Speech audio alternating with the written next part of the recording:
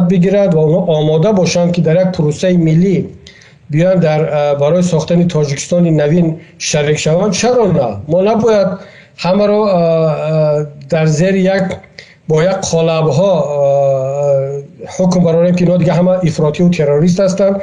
بعضی ها از کمبود دانش، از کمبود دانش اسلامی از آن جمله و تحت اون تبلیغات و پروپاگاندا به این راه رفتن. باید برای اونها هم یک روزنه رو باز کرد که اینا بر بگردند و در اون تاجیکستان آینده جای برای خود داشته باشند. اما اون گروه هایی که نه، اونها خیلی هم دارای دیدگاه های تکفیری هستند و اونها تحمل نمیکنند که در تاجیکستان مذاهب، جریان های سیاسی دیگر باشد، انتخابات باشد، پارلمان و حکومت عوض شونده باشد. نه، با آنها دیگر نه تنها امکان گفتگو نیست، من فکر میکنم که در تاجیکستان آینده برای این گروه ها باید جا نباشد.